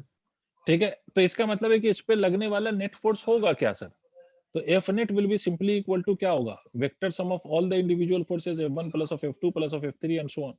ये आपका नेट फोर्स होगा। This is known as superposition principle. पहले तो बेसिक आइडिया समझो। सुपरपोजिशन प्रिंसिपल का ये मतलब है कि the gravitational force on any given particle due to other particles will be equal to the vector sum of all the forces due to all other particles. यही तो मतलब हुआ। क्लियर है? अब देखिए इसमें बात समझिए कि करना क्या है, कैसे करेंगे हम। क्वेश्चन के फॉर्म में भी सीखेंगे अभी, बट करेंगे कैसे। तो देखो इंडिविजुअली फोर्सेस निकालने। क्यों ऐसा करेंगे? क्योंकि जो न्यूटन्स लॉ ऑफ ग्रेविटेशन है, by that law you can only calculate the force between the two particles. If you have more then two particles, तो ये जो लॉ है वो आपको दो पार्टिकल से ज्यादा पार्टिकल के बीच का ग्रेविटेशनल फोर्स कैलकुलेट करने का मेथड नहीं बताता। It only gives you the way to calculate the forces between maximum of two particles. दो पार्टिकल से ज्यादा होंगे तो क्या करना पड़ेगा सर? तो फिर यही काम कर सकते हैं हम कि हर दो दो पार्टिकल का पेयर बना के फोर्स कैलकुलेट करें और फिर उसका वेक्टर सम निकालें। इसके अलावा तो हम कुछ भी नहीं कर सकते। ठीक है, तो यही काम करेंगे सर। तो ये करने के लिए बस बेसिकली करना क्या है, जैसे F1, अगर मुझे F1 कहा जाए, ऐसा समझो, इमेजिन करो कि ये GM1 into capital M divided by इन दोनों के बीच का डिस्टेंस मान लो R1 का स्क्वायर है। लिख सकता हूं या नहीं? Tell me yes or no. Yes sir. इसी तरह से F2 लिखना हो, F2 क्या होगा, GM1 M divided by R2 का स्क्वायर एंड सो ऑन। इसी तरह से सारे इंडिविजुअल फोर्सेस निकालेंगे और उसके बाद F नेट कर लेंगे। F नेट करेंगे तो क्या होगा, GM1 M divided by R1 का स्क्वायर। भले इसका वेक्टर सम हम करेंगे, कैसे करेंगे ये आपको मालूम है। ठीक है, ऐसे। तो इसका मतलब है कि इन सब में GM कॉमन निकाल सकता हूं। ये क्या आ जाएगा, सब किसका सम करेंगे आप, सम किसका निकालेंगे, तो इसमें आप सम करेंगे। ये रटना नहीं है, ये सिर्फ मैं आपको मेथड बता रहा हूँ। M1 R1 का स्क्वायर, M2 R2 का स्क्वायर एंड सो ऑन, ऐसे आप लिखते जाएंगे। ठीक है, तो ये F नेट आ जाएगा। बट ये सम कैसा करना है आपको, वेक्टर सम करना है। तो बेसिक आइडिया क्या है सुपरपोजिशन प्रिंसिपल का? तो basic idea for superposition principle है कि अगर कोई भी एक पार्टिकल है और उसके अराउंड बहुत सारे पार्टिकल या किसी गिवन पार्टिकल पे बहुत सारे ग्रेविटेशनल फोर्सेस एक्ट कर रहे हैं, तो किसी भी गिवन पार्टिकल पे जो नेट फोर्स होगा that would be the vector sum of the forces due to all the particles. Did you understand? Yes. ठीक है, तो लिख लो, ये स्टेटमेंट लिख लो। This principle states that this principle states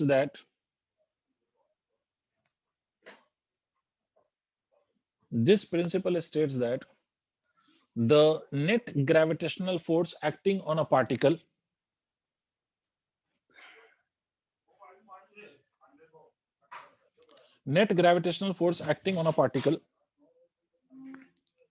due to other particles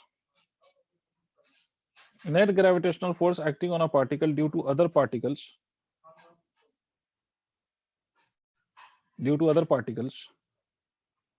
is equal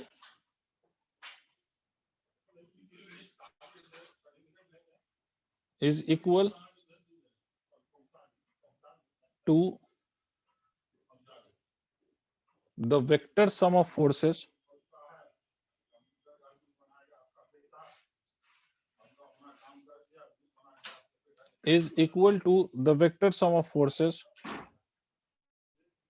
due to individual particles।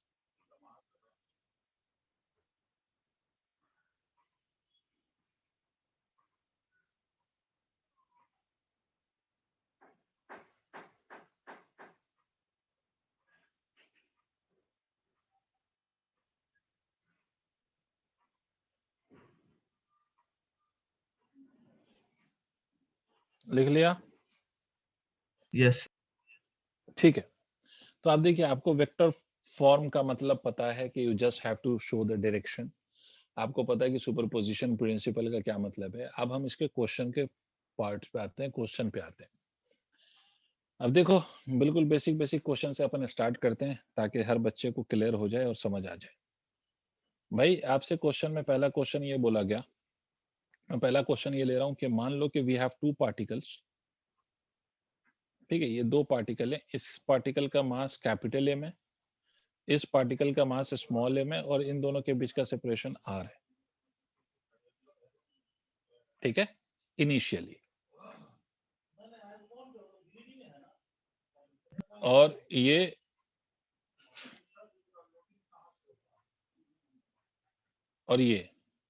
इन दोनों के बीच के सेपरेशन को हमने r/2 कर दिया। बिल्कुल भी बच्चों वाला सवाल, जल्दी से बता दो। वही particle masses m and m, और ये फाइनली ये r/2 कर दिया।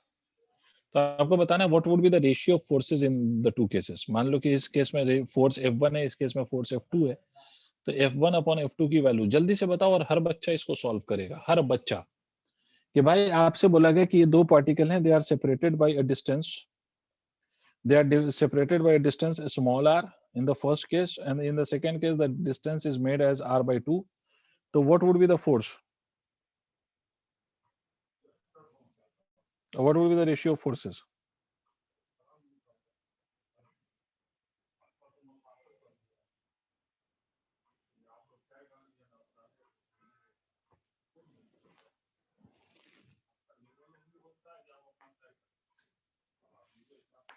ठीक है, 1/4 सक्षम ने भी बोला, हर्षित ने भी बोला, वेरी गुड। और बाकी लोग भी मैसेज करके इसका आंसर बताएं। बिल्कुल आसान सा क्वेश्चन है ये, बिल्कुल 8th 9th के लेवल का।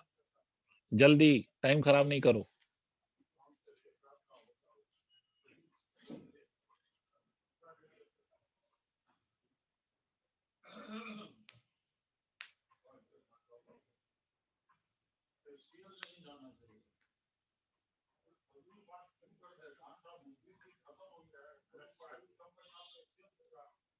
ठीक है जानवी, 1/4। भाई एक सिंपल सी बात है ये, तो बस इतनी सी बात है ना। इस केस में अगर मैं फोर्स लिखूंगा तो that would be equal to GMM divided by R का स्क्वायर।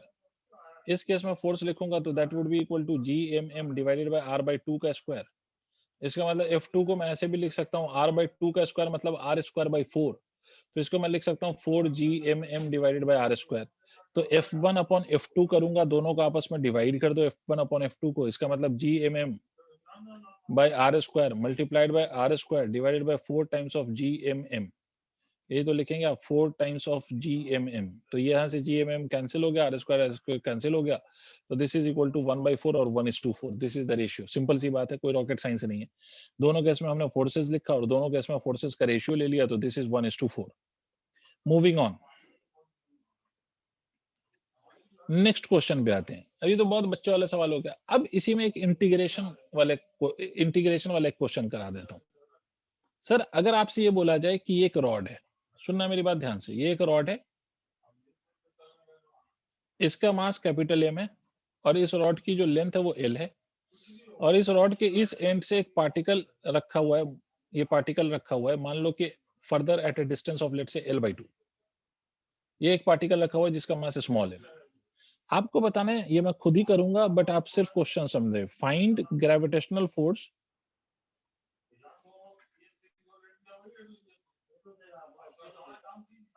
ऑन M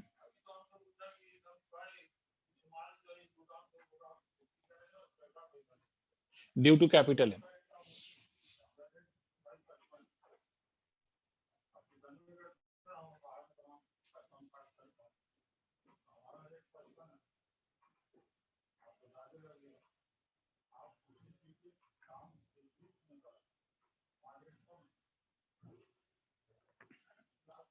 नहीं, ये आंसर नहीं होगा हर्षित। देखिए मैं बताता हूं, पहले ये लिख लिया आप लोगों ने?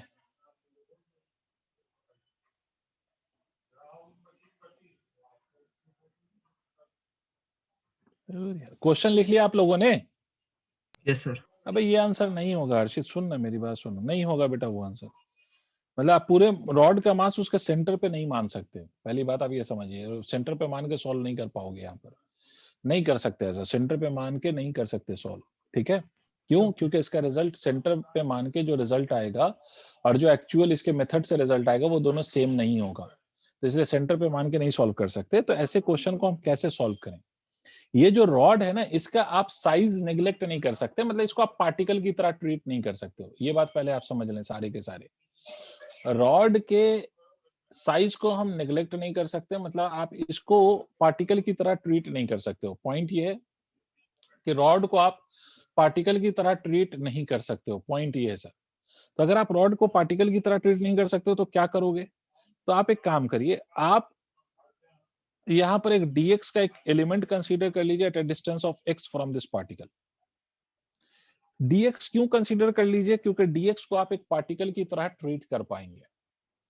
देखो पूरे L लेंथ की का जो मास है रॉड का वो m है, तो यूनिट लेंथ, ये बार बार मुझे लिखना पड़ता है और ये बहुत अफसोस वाली बात है, यूनिट लेंथ का जो मास है ये capital M divide by L होगा, यूनिटरी मेथड। तो मास ऑफ dx कितना होगा? मास ऑफ dx, उसको मान लो मैं dm कह लेता हूं, mass of dx equal to dm। इस वैल्यू को मैं ऐसे लिख सकता हूं m/l dx। देखो यस यूनिटरी मेथड लगाया, टोटल L लेंथ का मास कैपिटल M है, तो यूनिट लेंथ का मास m/l है, तो इस dx लेंथ का मास कितना होगा? m/l multiplied by dx। तो अब इन दोनों के बीच फोर्स निकालो, ये पार्टिकल और इसके बीच में g into small m multiplied by इस पार्टिकल का मास m/l dx, और इन दोनों के बीच का सेपरेशन x²। मतलब यहां से आप df की वैल्यू क्या लिख सकते हैं? तो आप लिख सकते हैं gmm/l इंटीग्रेशन ऑफ, इंटीग्रेशन पहले ही लगा दिया, तुम कंफ्यूज तो नहीं हो जाओगे। मतलब इसको ऐसे भी लिख सकते हैं आप dx/x का स्क्वायर, ये तो df है। तो f की वैल्यू क्या होगी? आपको नहीं लगता कि ऐसे ऐसे फोर्सेस बहुत सारे होंगे, हर जहां जहां एलिमेंट लेते जाओगे फोर्स लगेगा, तो इसको आप इंटीग्रेट करेंगे dx/x स्क्वायर। सोच के देखो। यस अब देखिए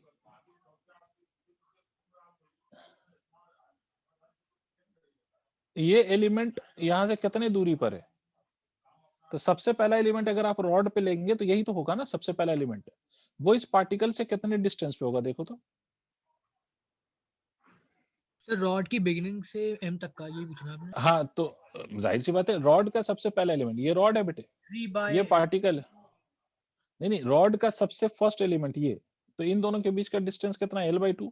yes और सबसे लास्ट एलिमेंट ये होगा, this distance will be l plus of l/2। 3l/2। मतलब इसको आप इंटीग्रेट करेंगे l/2 से 3l/2 तक। पता नहीं क्या बोल रहे हो, क्या यस सर पढ़ा रहे हो सर। तो F is equal to gmm divided by l। l इसको इंटीग्रेट करेंगे तो ये हो जाएगा -1/x।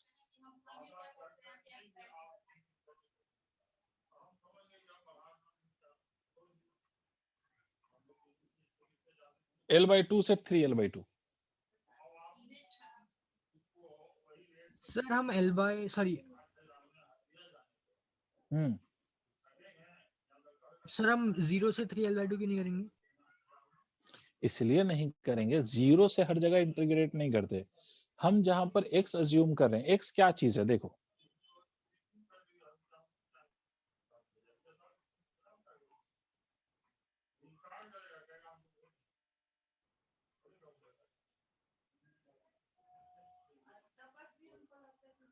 ये l है, yes sir यहां पर ये m है। yes sir मैं कर क्या रहा हूं? मैं इस रॉड पे एक ऐसा एलिमेंट ले रहा हूं जो एलिमेंट इस पार्टिकल से कितनी दूरी पर है। मान लीजिए कि मैंने एक एलिमेंट यहां पे लिया जो x दूरी पर है, तो ऐसा ऐसा रॉड पे एलिमेंट यहां से स्टार्ट करेंगे या यहां से स्टार्ट करेंगे? देखो रॉड का सबसे पहला एलिमेंट जो हम यहां से लेंगे वो इस पार्टिकल से कितनी दूरी पर होगा, उसके लिए x की वैल्यू क्या होगी? सर x की वैल्यू l प्लस अरे यार ये हो गया। ये जो यहां से ये रॉड की लेंथ l/2 होगी या नहीं होगी? yes sir और ये जो सबसे आखिरी एलिमेंट है वो कितनी दूरी पर होगा? इसी पार्टिकल से, इसी पार्टिकल से सबसे आखिरी एलिमेंट कितनी दूरी पर होगा? l प्लस ऑफ l/2 पे होगा। तो yes यहां sir पर देखो ये x क्या चीज है? x is the distance between this particle and the element of the rod. फिर से सुनो, x is the distance between this particle and the element of the rod. तो पार्टिकल और एलिमेंट ऑफ द रॉड के बीच का जो सबसे पहला डिस्टेंस जो आपको मिनिमम दिख रहा है वो तो l/2 है ना, जीरो थोड़ी है। सर क्वेश्चन में स्पेसिफाइड है कि हमें एंड ऑफ द रॉड से निकालना है। अबे नहीं भाई मेरे, क्वेश्चन में तो बस ये बोला गया कि you have to find the force between the rod and the particle. भाई क्वेश्चन तो ये कह रहा है कि रॉड और पार्टिकल के बीच का फोर्स निकालो, वो फोर्स निकालने का तरीका मैं सिखा रहा हूं। क्या हो गया भाई हर्षित, क्या हो जाता है तुमको रहते रहते? नहीं सर मैं ये नहीं सोच रहा सर, मैं कुछ तो होता है तुमको, सर, मैं मैं कुछ बस होता है, बोलो। हाँ सर सोचो, बोलो। मैं ये सोच रहा हूँ कि सर हम वो पार्टिकल अगर रॉड की एकदम स्टार्टिंग में अज्यूम करेंगे तो वो चीज भाई नहीं कर सकते ना आप, आपको क्वेश्चन में उसने बोला कि भाई ये इस एंड से l/2 की दूरी पर है। उसने क्वेश्चन में देखो ये मेंशन किया हुआ है ना कि ये l/2 की दूरी पर है। Yes sir. ये जो पार्टिकल है वो इस एंड से l/2 की दूरी पर है। अगर यही क्वेश्चन में आपसे ऐसे कह देता कि l/2 की दूरी पर नहीं है, ये पार्टिकल बिल्कुल यहीं पर है, ठीक है, और आप एलिमेंट्स लेना शुरू करते तो आप यहाँ से x = 0 से x = l तक इंटीग्रेट करते। ओके सर, समझ गया मैं सर। आपसे उसने कह दिया ना कि पार्टिकल इस वाले एंड से ऑलरेडी कुछ डिस्टेंस पे है, वो जीरो डिस्टेंस पे नहीं है, इसका ऑलरेडी डिस्टेंस है और वो डिस्टेंस l/2 है। ओके सर, समझ गया सर मैं क्वेश्चन क्या है। समझ गए? चलिए साहब इसको नोट करिए, खत्म करिए आज, बाकी इसको इंटीग्रेट करिएगा, इसमें लिमिट पुट करके सॉल्व करिएगा।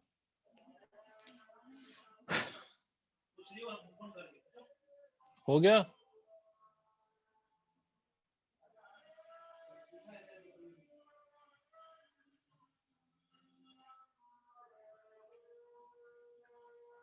ठीक है, वो सॉल्व करके जितना भी आ जाए देख लेना। x में पहले आप अपर लिमिट पुट करेंगे, इसको अगर आप सॉल्व करेंगे फर्दर तो आप क्या करेंगे, आप x में अपर लिमिट पुट करेंगे, f = gmm divided by l minus of 1/3 l/2, ठीक है, उसके बाद माइनस ऑफ माइनस 1/l/2, यही करेंगे आप। ठीक है, इसको सॉल्व करके देख लीजिएगा जो भी आ जाए, gmm डिवाइडेड बाई l, इसको आप लिख सकते हैं 2/3l with a negative sign, और ये minus of minus will become plus, तो ये हो जाएगा 2/l। अब सॉल्व करके देख लो जो भी आ रहा हो।